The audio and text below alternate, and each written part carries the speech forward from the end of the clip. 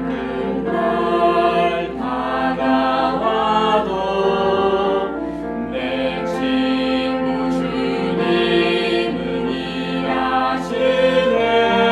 저 사람들 마음은 차가워도 내 주님의 마음은 따스하네. 요한복음 5장 9절에서부터 11절 말씀을 읽도록 하겠습니다. 그 사람이 곧 온전하게 되어 자기 자리를 들고 걸어가니라. 바로 그날은 안식일이더라. 그러므로 유대인들이 병 나은 사람에게 이르되 오늘은 안식일이니 내가 내 자리를 나르는 것은 율법에 어긋나느니라 하매 그가 그들에게 응답하되 나를 온전하게 하신 분 바로 그분께서 내게 내 자리를 들고 걸어가라 하셨느니라 하니. 자리에 앉으시겠습니다. 기도하시겠습니다. 하나님 아버지, 이 생명의 말씀을 또 저희들에게 주셔서 감사합니다. 우리의 구주 되시고 우리의 주님 되신 우리 예수님을 다시 한번 또 이렇게 저희들이 보고 들을 수 있도록 이 귀한 특권을 허락해 주셔서 감사합니다.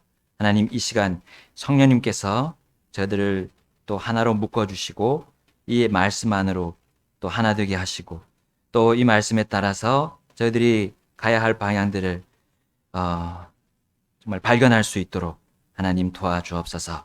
이 시간을 주님께 맡깁니다. 주님, 놀라운 주님의 권능과 역사를 기대합니다. 예수님의 귀하신 이름으로 기도드렸습니다. 아멘. 오늘 말씀 제목은 안식일에도 일할 수 있는 유일하신 분의 말씀을 믿고 오라라는 제목입니다. 자, 우리 지난 시간에 보았던 이 38년 된 병자, 이 병자가 고침을 받았습니다. 그 고침을 받았을 때 그의 마음이 어떠했을까요? 정말 놀랍고 정말 기뻐하지 않았을까 생각합니다. 심지어 그는 그의 병만 고침받은 것이 아니었습니다. 그가 완전히 온전하게 되었다 했습니다. 그의 근본적인 인생의 문제인 이 죄의 문제가 해결되었던 거예요. 여러분, 그의 삶을 억눌렀던 그 모든 문제의 근원인 그것이 죄였음을 그는 알았습니다. 예수님께서 수많은 병자들을 고치신 이유에 대해서 우리 마태복음 9장 6절 그리고 마가복음 누가복음에도 똑같은 말씀이 나오는데 이렇게 나옵니다. 그러나 사람의 아들이 땅에서 죄들을 용서하는 권능을 가진 줄을 너희가 알게 하려 하노라 하시고 그때 마비병 환자에게 이르시되 일어나 내 자리를 들고 내 집으로 가라 하시매 했습니다. 예수님께서 병을 고치시는 그 이유가 여기 나오죠. 바로 내가 죄들을 용서하는 권능을 가지고 있다라는 거예요. 그러면서 불치의 병들을 완전하게 깨끗하게 고쳐주셨어요. 죄인임을 인정하는 모든 사람은 바로 자신에게 와서 예수님 그 자신에게 와서 용서받으라는 뜻이었던 겁니다. 자, 이렇게 죄 용서까지 받고 자리를 들고 자유와 기쁨으로 걸어가는 그 사람을 누군가 막아섰어요. 이 유대인들이 막아섰어요. 그러면서 하는 말이 이거예요. 야, 너가 안식일에 자리를 들었어? 너가 지금 일하고 있지? 그 율법으로 너는 죽어야 할 죄야 라고 하는 말이었습니다. 사실 그 모세에게 주신 이 안식일에 대한 그 율법을 가지고 처음에 이것을 범한 사람이 어떻게 됐습니까? 진짜 안식일에 일하다가 잡혀서 돌로 쳐 죽임을 당했잖아요. 여러분, 안식일은 어떤 날이었습니까? 하나님께서 일주일의 이 마지막 7일째 날을 거룩한 날로 정하셨고 이때 이스라엘에게 너희들 그날 일하지 말라고 하시면서 이렇게 말씀하셨어요. 출애굽기 31장 17절에 자, 안식일은 나와 이스라엘 자손들 사이에 있을 영원한 표적이니 이는 주가 엿새 동안에 하늘과 땅을 만들고 일곱째 날에 안식하며 상쾌하게 되었기 때문이니라 하라 하셨어요. 자, 이 안식일은 하나님께서 온 땅, 온 만물, 온 세상을 6일 동안 만드시고 그 일곱째 날에 안식하신 날을 기념하는 날이었어요. 아이고, 하나님께서 그 창조하실 때 너무 힘이 들어서, 몹시 힘이 들어서 그날 쉬신 겁니까? 아니었죠. 오직 그날에 복을 주시고 그날을 거룩히 구별하기 위함이셨어요. 바로 이 날에 이스라엘 백성들은 일을 하지 않으면서 바로 하나님과 영원한 언약의 관계를 기억했던 날입니다. 그 거룩하신 하나님 앞에서 자신들을 다시 한번 돌아보는 날이었어요. 하나님과 관계를 다시 회복하는 그런 시간으로 보낼 수 있도록 하나님이 그날 너희들이 일하지 말고 쉬어라 했던 거예요. 자, 그러므로 일단 이 사람이 안식일에 자리를 들고 일을 한 것에 대해서는 그 율법에 저촉이 되는 행동이었습니다. 자, 그러나 이 병자의 경우는 달랐어요. 예외 조항이 있습니다. 항상 우리 법에 예외 조항이 있잖아요. 그가 한 이유가 달랐어요. 왜 그렇게 그가 그날 일했습니까? 바로 하나님이신 예수님과 관계를 시작하고 그리고 예수님이 하라고 한 일을 한 것일 뿐이었어요. 그가 사람의 일을 하고 있던 것이 아니었습니다. 자, 우리 마가복음 2장 27절에 예수님이 이런 안식일에 일한 거에 대해서 예수님 자체도 공격하는 사람들이 있었던 거예요.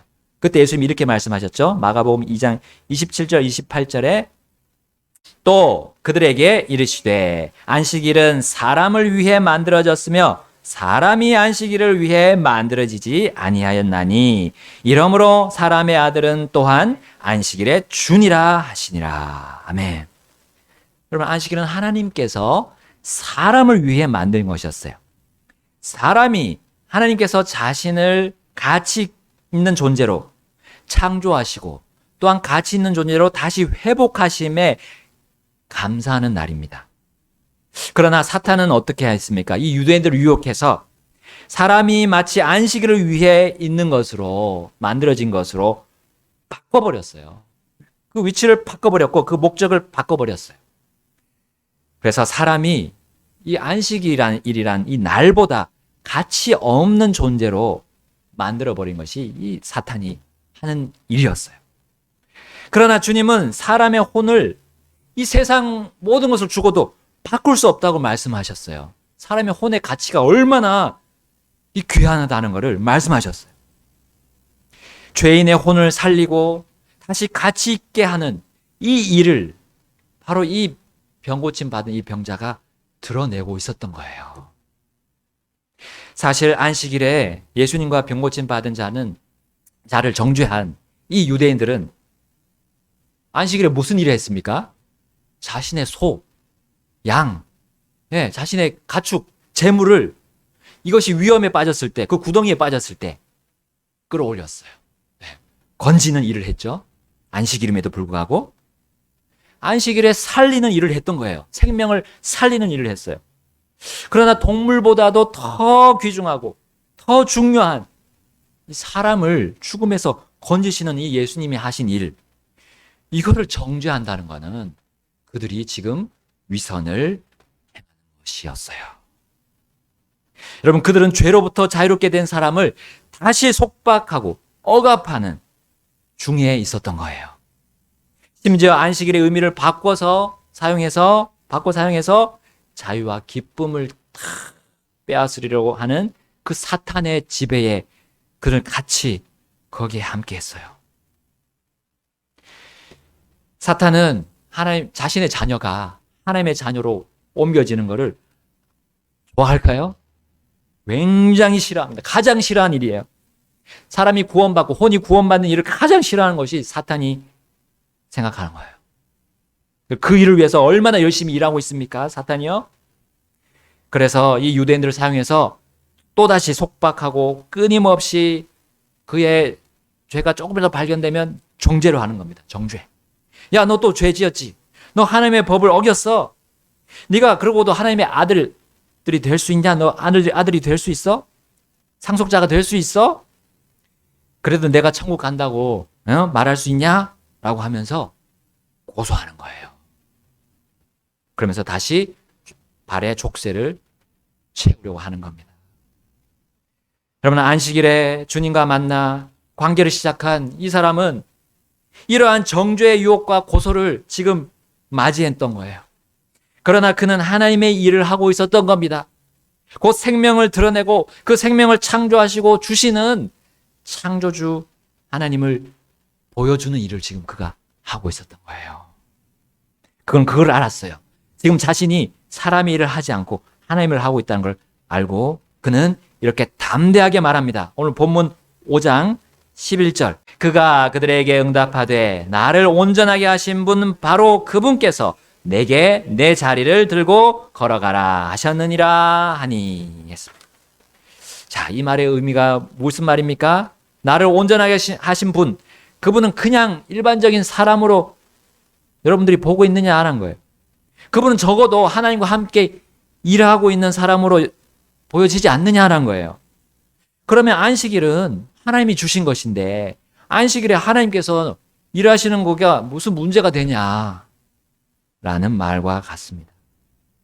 만약에 안식일에 사람이 일하지 못하지만 하나님은 일할 수 있지 않느냐.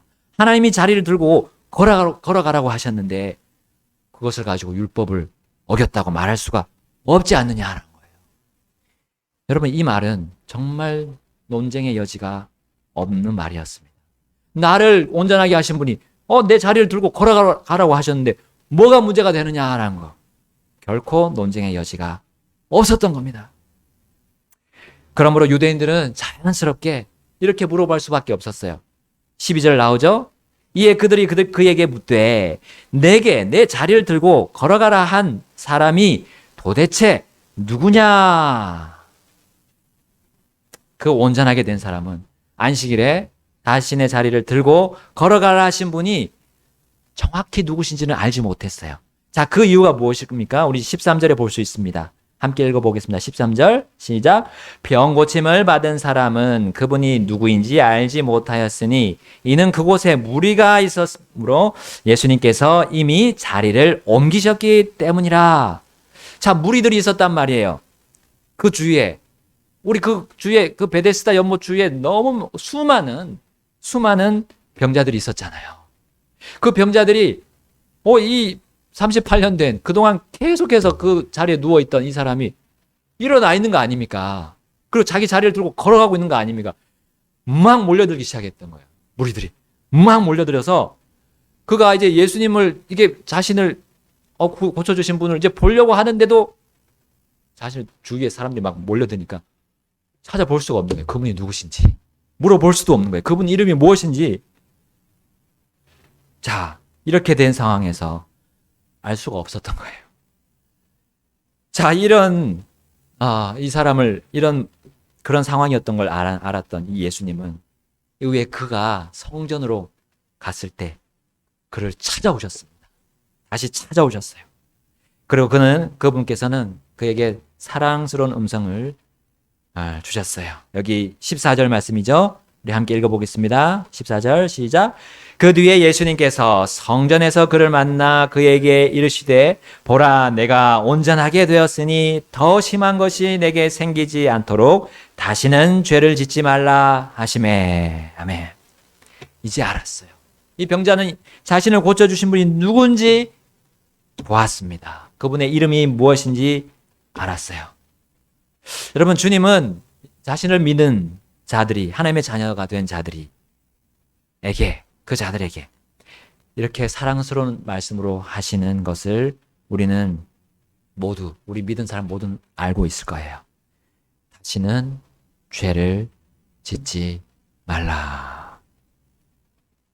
여러분, 죄의 활동과 역사가 얼마나 그 병자에게 그 심한 병이 걸리도록 했습니까?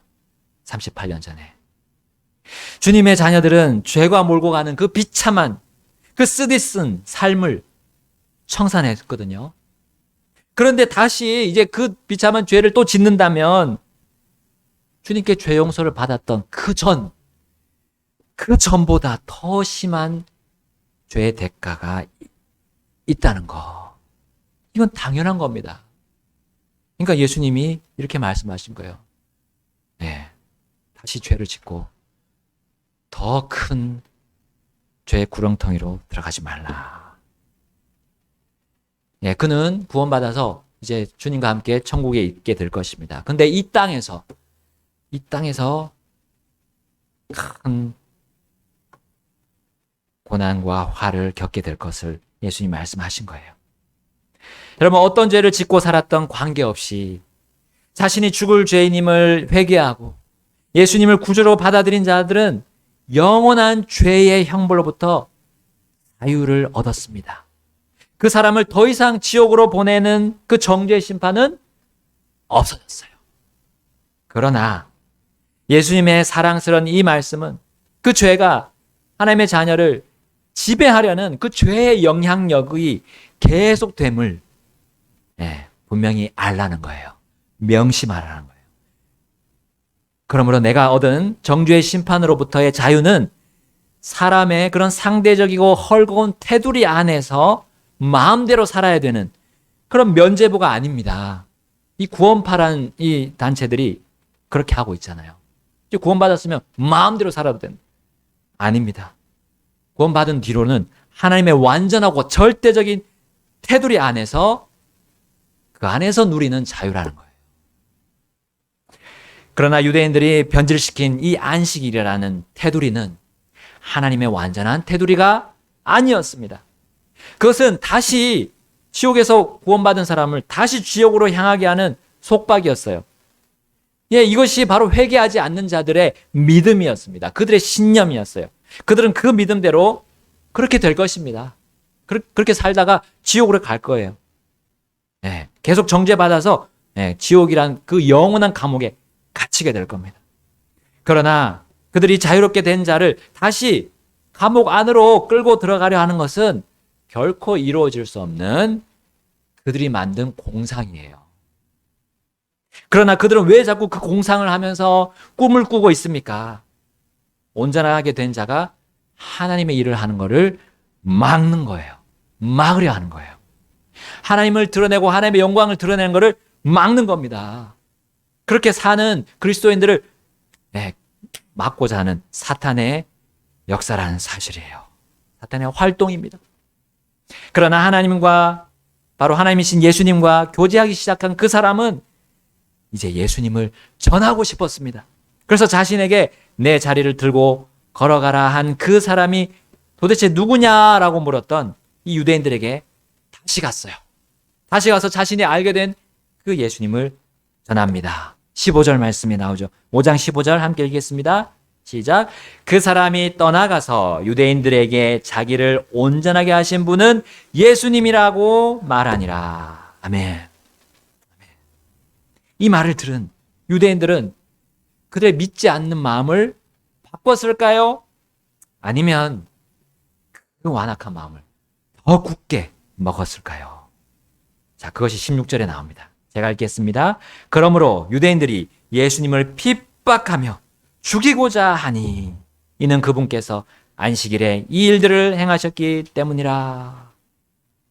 여러분, 이 유대인들 그 당시 종교 지도자들을 예수님을 만났을 때, 예수님의 그 완벽한 하나님의 교리를, 아버지의 교리를 들었을 때 그들이 지금까지 쌓아온 행적들, 공적이 다 무너지게 생긴 거예요.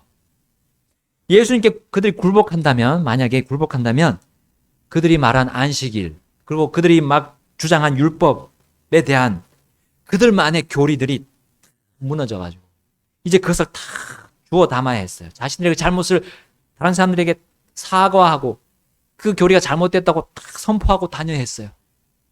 얼마나 부끄럽겠습니까? 그러나 그 부끄러움이 사실은 겪어야 될 부끄러움이었어요.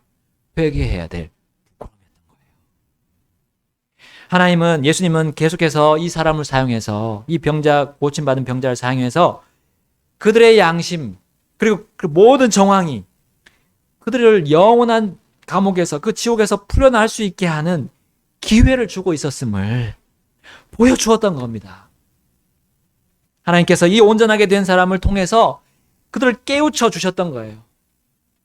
그러나 이 놀라운 하나님의 활동을 그들은 끝내 거절했어요. 끝내 거절하고 사탄의 역사를 선택하고 그를 밀고 나갔던 겁니다. 그들이 만든 교리의 틀은 마귀의 교리의 틀임에도 불구하고 그는 그걸 끝까지 가지고 확신하면서 밀고 나갔던 거예요. 자신을 지옥으로만 이끌고 갔던 그 거짓 교리를 끝까지 붙들었던 겁니다. 여러분, 그들의 마음이 계속해서 자신 바로 그 예수님을 죽이려고 작정했음을 잘 알고 계셨던 우리 주님은 그들에게 다음과 같이 말씀하셨어요. 자, 17절 말씀 읽어보겠습니다. 5장 17절 시작. 그러나 예수님께서 그들에게 응답하시되 내 아버지께서 지금까지 일하시니 나도 일한다 하시매. 지금까지가 언제입니까? 이 안식일임에도 일하신다는 거예요. 하나님 아버지께서. 예수님은 안식일을 제정하신 하나님 아버지께서 안식일에도 일하심으로 나도 일한다 하신 거예요. 너희들이 믿는다는 그 하나님이 안식일에 병 고치는 일을 하시려는데 감히 너희 사람들이 이것을 막으려 하느냐라는 거예요. 하나님 일을 그 누가 제한하고 방해할 수 있느냐라는 말씀이셨어요. 여러분, 이 말씀은 또한 하나님과 예수님이 동등하다는 거, 완전히 하나이시라는 거, 그 의미입니다. 그 의미가 되는 거죠. 안식이라는 그 율법의 테두리를 넘어설 수 있는 그 유일한 존재, 하나님이시잖아요. 바로 하나님이 바로 예수님 자신이라는 것을 말씀하신 겁니다. 그러므로 예수님을 사람으로만 보려고 하면서 그분을 하나님으로 받아들이지 않았던 유대인들은 이렇게 반응할 수밖에 없었던 겁니다. 18절 그들의 반응을 보세요. 18절 시작. 유대인들이 이런 이유로 더욱더 그분을 죽이려 하니라. 이는 그분께서 안식일을 어길 뿐 아니라 하나님이 자기 아버지라고 말하여 자기를 하나님과 동등하게 만드셨기 때문이더라. 그들은 예수님께서 하나님이시라는 이 실제적인 증거들을 봤어요. 빛으로 이 세상에 오신, 이 어두운 세상에 오신 많은 증거들과 그런 증언들도 알고 있었어요. 그리고 이렇게 수많은 병자들이 고침받고 있는 것을 계속 보고 있어서 현실에서 보고 있었던 겁니다. 그런데 그 모든 것을 억지로 믿으려 하지 않고 받아들이지 하지 않은 거였어요. 사람이 자신을 하나님과 동등하게 하는 것은 죽을 죄야. 그것은 바로 하나님의 율법을 무시하는 이교도들이나 하는 짓이야 라고 그들 아예 그냥 못을 박아버린 거예요. 이 못을 박은 이 교리로 판단한 겁니다. 판단하니까 뭐 다른 생각을 할 수가 없는 거예요. 이게 바로 사실은 자신들이 이단이에요. 여러분, 이단들 보시면 자신들이 딱 짜져 있는 그 교리 안에서 다른 거 볼 수가 없어요. 같은 성경을 보는데도 그게 보이지 않는 거예요. 눈이 가려지는 거죠. 여러분, 유대인들이 예수님을 보지 못할 때 어떻게 됐습니까? 지금 보지 못하는 그 유대인들이 눈이 가려진 거라고 말씀하셨잖아요. 네. 이렇게 계속 거부를 하면 보지 못하는 단계까지도, 볼 수 없는 단계까지도 가는 겁니다. 회개할 수 없는 단계까지 갈 수 있는 거예요. 지금 그런 상황이 되어버린 겁니다. 예수님을 마치 이단이며 이단 교주로밖에 볼 수 없는 눈을 가지고 있었던 거예요. 그런데 그렇다고 해도 예수님을 죽일 권한은 그들에게 없었습니다. 여러분, 우리가 이단 그 교주를 잡아놓고 정말 죽일 수 있는 권한은 없어요. 절대로 그것은 하나님이 주신 것이 아닙니다. 그것이 바로 마귀가 주는 것이죠. 죽이고자 하는, 멸망시키고자 하는 마귀의 속셈인 우리가 알고 있습니다. 그러나 그들이 계속 예수님을 죽이려고 마음 먹고 시도한 것은 그들의 배후에 하나님을 늘 반대하는 존재가 있음을 그들은 스스로 드러낸 것일 뿐입니다. 바로 그 존재는 누굽니까? 하나님의 종임에도 불구하고 하나님의 자리에 오르려 했던 그 자. 교만이 극에 달해서 결국 자신의 자리를 떠난 자. 이로 인해서 자신의 그 영광스러운 자리를 박탈당하여 공중으로 내쫓긴 자. 그 사람, 그 존재, 그 사람이 아니라 그 존재가 누굽니까? 바로 루시퍼였어요. 근데 그 이름은 정말 좋은 이름입니다. 영광스러운 아침의 아들이란 이름이에요. 그런데 그 이름이 이제는 쓰지 못하게 된 겁니다. 바로 대적자라는 이름을 가진 사탄이라는 이름이 그에게 주어졌고, 고소하는 자라는 이름을 가진 마귀라는 이름이 그에게 주어진 겁니다. 그들의 해답은, 그들이 마지막 결론 내리는 것은 바로 죽음뿐이에요. 죽이는 것뿐이에요. 이들의 궤변에 예수님은 어떻게 대처하셨습니까? 우리 본문 이제 19절부터 마지막 47절, 5장 마지막 47절까지가 바로 예수님께서 자신을 변호하시는 말씀이고, 그리고 그들이 얼마나 큰 잘못을 가지고 있는지, 잘못된 마음을 가지고 있는지를, 잘못된 교리를 가지고 있는 것을 보여주는 것이에요. 예수님은 자신이 결코 사형에 처할 만한 그런 죽을 죄를 진 사람이 아니란 것을 차근차근 말씀하십니다. 먼저 그렇게 말씀하셨고, 또한 자신이 하나님과 동등하게 된 것은 하나님과 그 하나님의 아버지와 하나님의 아들의 관계의 그 예로 설명하셨어요. 23절에 이렇게 말씀하죠. 이것은 모든 사람이 아버지를 공경하는 것 같이 아들을 공경하게 하려 하심이라. 아들을 공경하지 아니하는 자는 그를 보내신 아버지를 공경하지 아니하느니라. 아멘. 여러분, 이 진리를 거부한다면 정죄를 받을 것이고, 이 진리를 받아들이면 생명으로 옮겨진다고 24절에 나옵니다. 우리 5장 24절 다 같이 읽어보겠습니다. 시작. 진실로 진실로 내가 너희에게 이르노니 내 말을 듣고 또 나를 보내신 분을 믿는 자는 영존하는 생명이 있고 또 정죄에 이르지 아니하리니 사망에서 생명으로 옮겨졌느니라. 아멘. 아멘.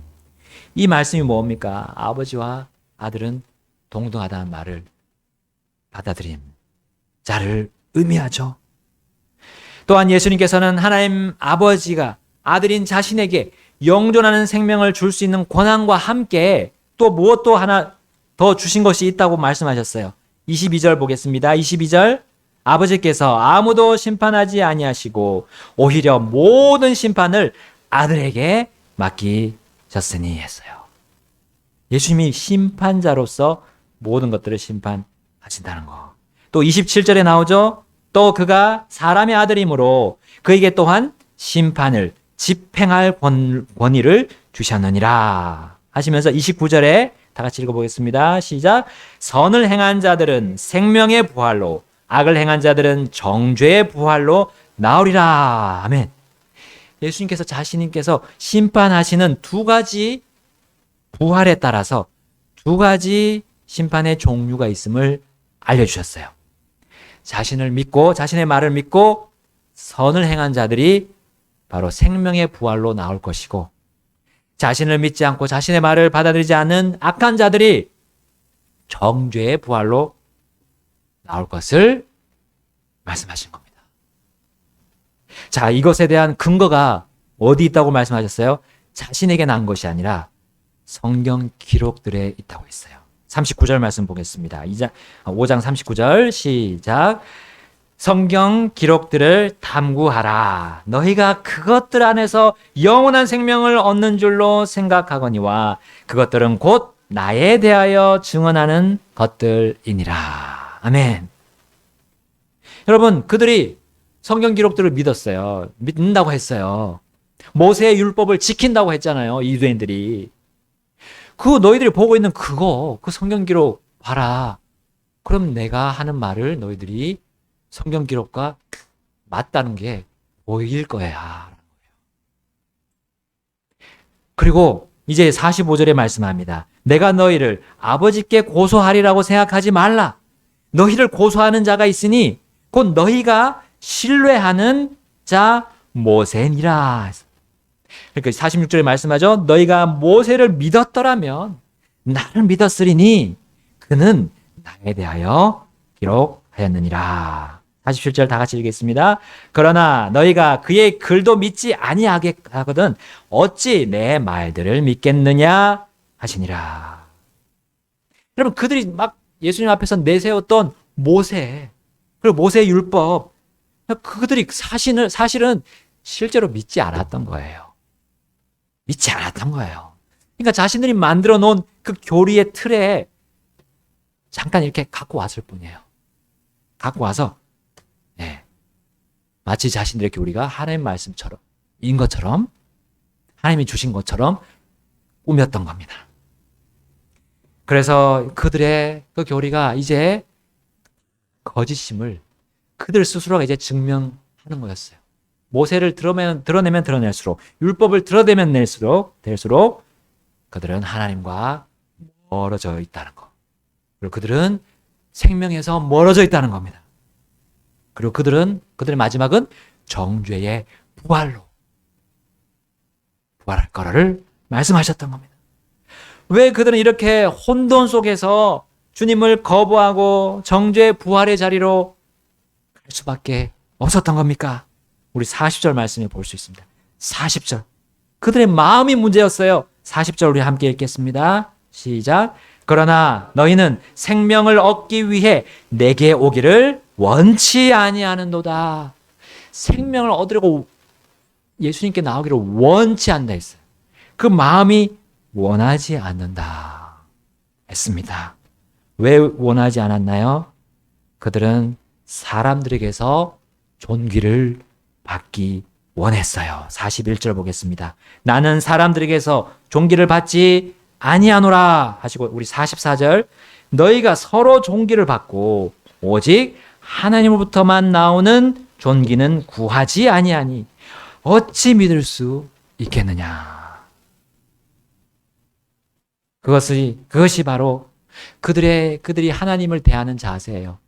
그들이 하나님을 사랑합니까? 절대로 사랑하지 않습니다. 42절 말씀. 다만 내가 너희를 알거니와 너희에게는 하나님을 향한 사랑이 너희 속에 없느니라.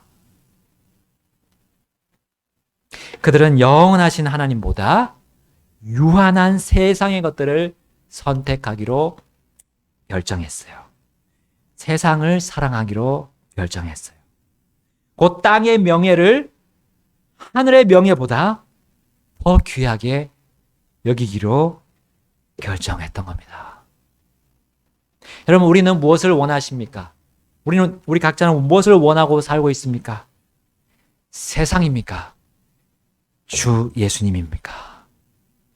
이 땅에 썩고 불태워져 없어질 이 땅의 존귀를 원합니까?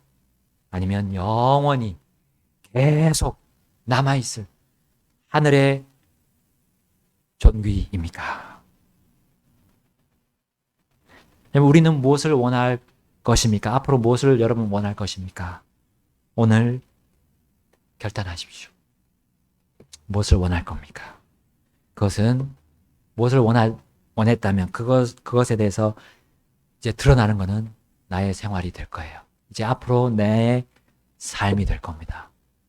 예수님, 주 예수님, 나를 구원하신 주 예수님을 선택할 것인지 아니면 세상을 선택할 것인지, 우리 다 같이 하나님 앞으로 나가서 각자 개인적으로 기도하시겠습니다.